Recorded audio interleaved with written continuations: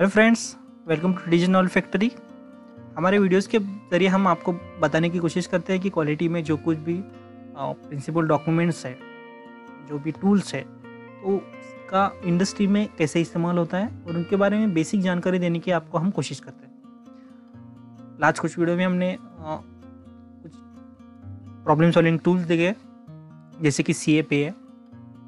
ये वीडियो में हम देखेंगे कि जो मोस्ट कॉमन टूल है इंडस्ट्री में प्रॉब्लम सॉल्विंग के लिए जो यूज़ किया जाता है। साइड बाय साइड CAP है, 5W2H, 6W2H, एनालिसिस, लेकिन सबसे कॉमन जो भी टूल है वो है 8D। 8D का फुल फॉर्म है 8 डिसिप्लिन। तो ये वीडियो में हम देखेंगे कि 8D क्या है, उसका पर्पस क्या रहता है, उसमें क्या क्या इंक्लूड रहता है। यहाँ पे मैंने 8D का फॉर्मेट प्रिपेयर किया है। 8D के फॉर्मेट के बारे में बताना चाहूँगा। 8D के जो बेसिक स्टेप्स हैं वो कंबाइन रहेंगे। Customer wise, industry wise, company wise ये फॉर्मेट चेंज हो सकता है।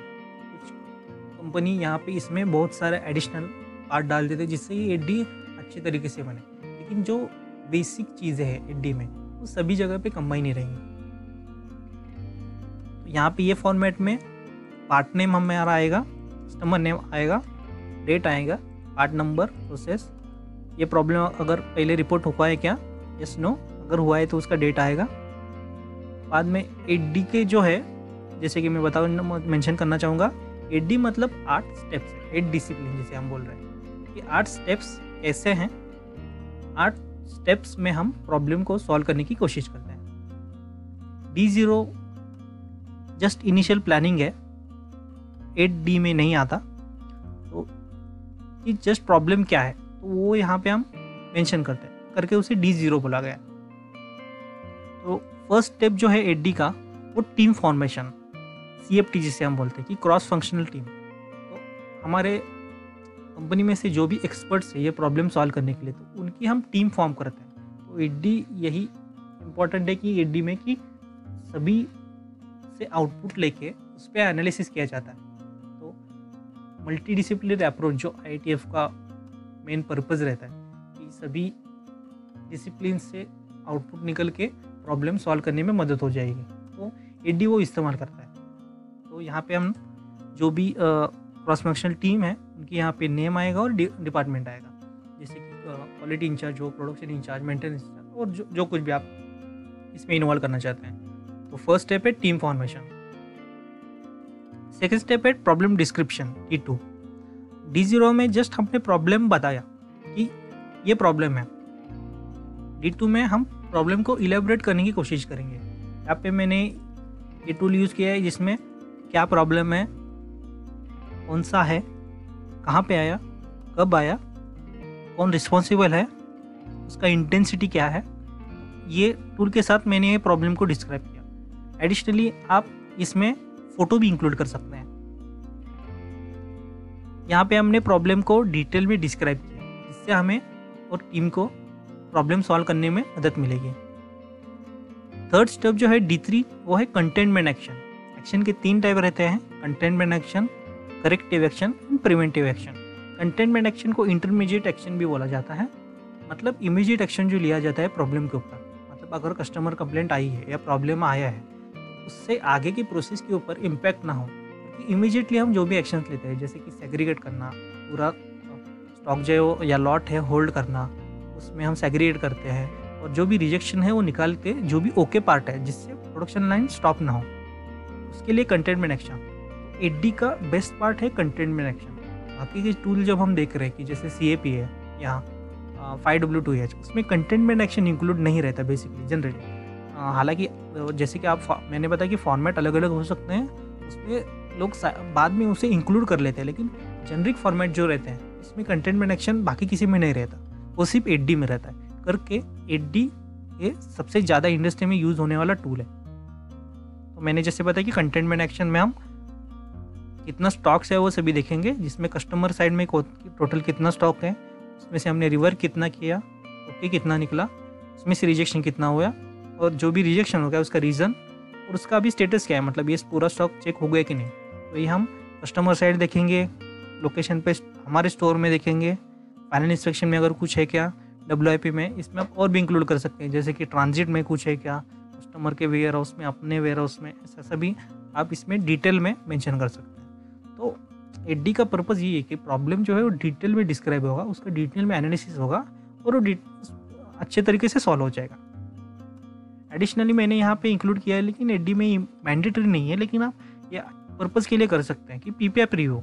तो D3 के बाद हम PPAP रिव्यू करेंगे कि PPAP में कुछ कमियां हैं क्या ये प्रॉब्लम के जरिए, क्योंकि PPAP जो है प्रोडक्शन पार्ट अप्रूवल प्रोसेस, अगर PPAP डिटेल में किया है तो पार्ट में प्रॉब्लम आना नहीं चाहिए, तो PPAP हम रिव्यू करेंगे। इसमें PFD, कंट्रोल प्लान, FME, ये सभी डॉक्यूमेंट जो है वो रिव्यू होंगी और उसमें जो कंट्रोल मेथड दिए गए हैं वो रिव्यू होंगे। उसके बाद हम D4 में जाएंगे, वो जो है रूट कॉज एनालिसिस। यहाँ पे मैंने जो टूल दिया है वो है इशिकावा डायग्राम, जैसे कि हम फिशबोन डायग्राम भी बोलते हैं। यहाँ पे मैं प्रॉब्लम मेंशन करूँगा, जो भी प्रॉब्लम हमें ऊपर D1 में D2 में डिस्क्राइब किया था उसका हम 4M के आगे, कई बार इंडस्ट्री में 6M भी यूज़ किया जाता है, जिसमें इन्वायरमेंट वगैरह भी इंक्लूड किया जाता है।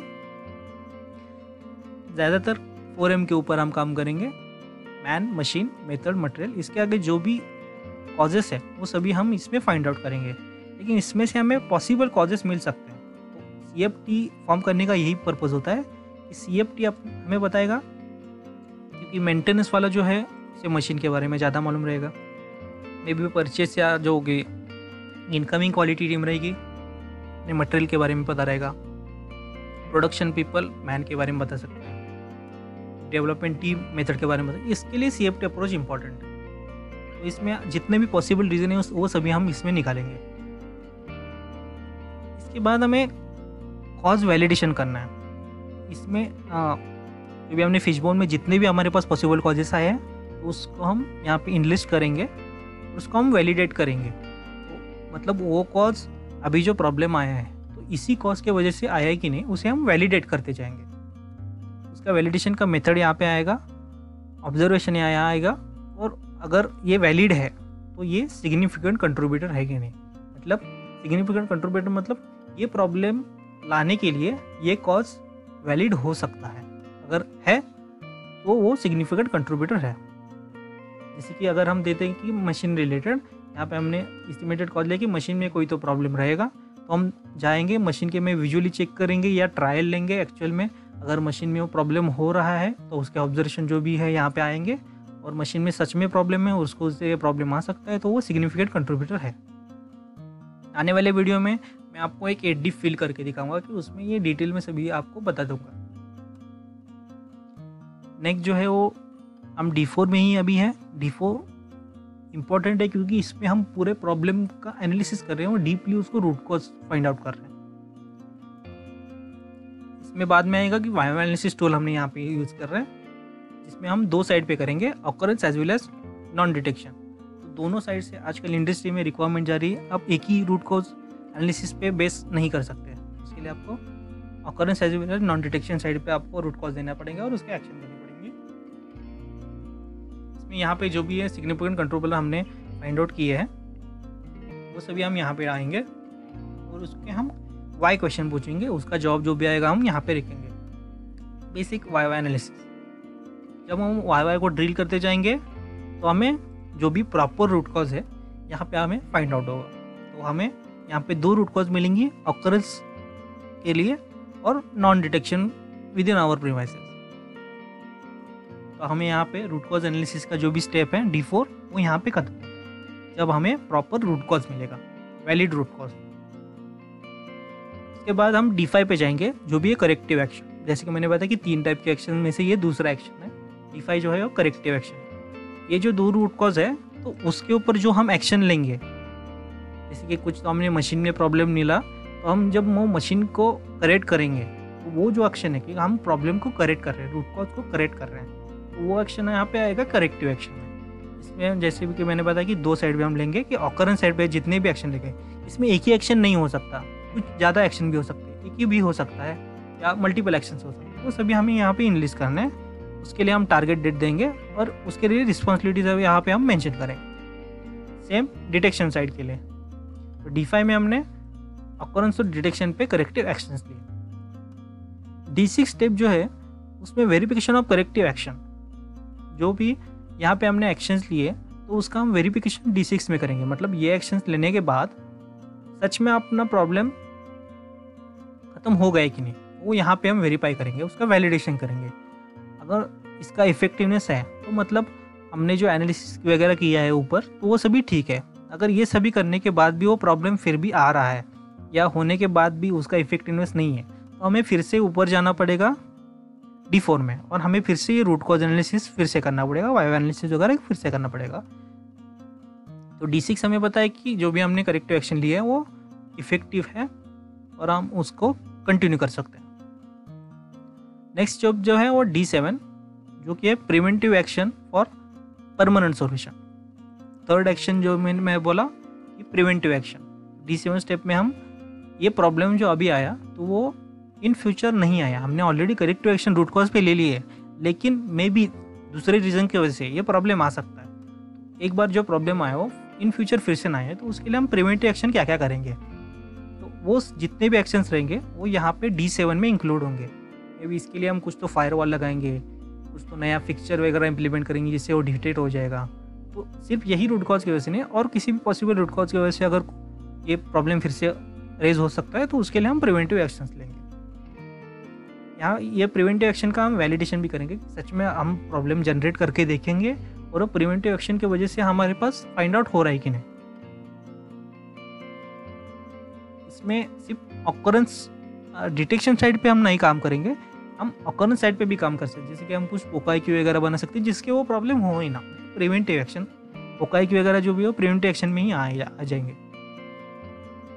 एडिशनल मैंने इसमें डाला है कि हॉरिजॉन्टल डिप्लॉयमेंट, ये ईडी का पार्ट नहीं है, लेकिन जो जनरली इंडस्ट्री में ऑटोमोटिव इंडस्ट्री में फॉलो किया जाता है कि हॉरिजॉन्टल डिप्लॉयमेंट मतलब कि एक अगर पार्ट में वो प्रॉब्लम आ गया तो सिर्फ हम एक ही पार्ट के लिए काम नहीं करेंगे, तो सिमिलर उसके टाइप वो प्रॉब्लम और कितने पार्ट में आ सकता है। जैसे कि और कुछ आइडेंटिकल या सिमिलर पार्ट्स है और दूसरा भी सेम प्रोसेस है, पार्ट में भी अलग रहेगा, प्रोसेस सेम रहेगा, तो वो पार्ट के लिए भी हम अगर यहाँ पे हमने कुछ प्रॉब्लम फेस किया तो उसमें भी प्रॉब्लम डेफिनेटली आ सकता है। तो हम उसमें स्टडी करेंगे कि वो कौन से पार्ट है जिसमें प्रॉब्लम रेज हो सकता है, उसका हम टारगेट दे देंगे, उसके रिस्पॉन्सिबिलिटीज देंगे और वो सभी में हम इम्प्लीमेंट कर देंगे। इसे हम हॉरिजॉन्टल डिप्लॉयमेंट, मतलब एक प्रॉब्लम को हमने सभी जगह पे डिप्लॉय कर दिया हॉरिजॉन्टली।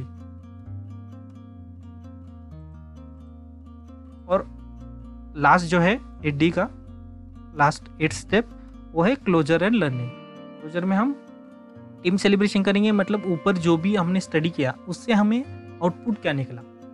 इसका एक स्टेप जो है PTDB को भी जाता है कि पास्ट ट्रबल डाटाबेस, मतलब ये स्टडी जो भी है पास्ट ट्रबल में जाएगा। डेवलपमेंट डिपार्टमेंट को ये मालूम हो जाएगी कि डेवलप पार्ट या प्रोसेस करते वक्त ये उसमें प्रॉब्लम आ सकते हैं, तो उनको ये लिए लर्निंग्स है। As well as production department को भी पता चल जाएगा, क्वालिटी डिपार्टमेंट के लिए वो जो कुछ भी हमने ये एनालिसिस किया, जो भी 10-15 दिन का एनालिसिस रहेगा 8D के लिए, उसका जो भी आउटपुट है वो हम यहाँ पे मेंशन करेंगे, जो कि हमें नेक्स्ट फ्यूचर प्रॉब्लम के लिए या फ्यूचर सॉल्यूशन के लिए, फ्यूचर एनालिसिस के लिए बेनिफिशियल हो। तो जैसे कि मैंने बताया 8D में 8 स्टेप्स हैं। फर्स्ट स्टेप से है टीम फॉर्मेशन, सेकेंड जो है प्रॉब्लम डिस्क्रिप्शन, थर्ड जो है containment action, fourth root cause analysis, fifth जो है करेक्टिव एक्शन, सिक्स जो है वेरिफिकेशन ऑफ करेक्टिव एक्शन, 7 जो है preventive action for permanent solution, और 8 जो है closure learning team celebration. Thank you. Please बताइए आपको ये वीडियो कैसा लगा। आने वाले वीडियो में हम 8D कैसे फिल करेंगे एक एग्जाम्पल के तौर पे हम देखेंगे। Thank you so much.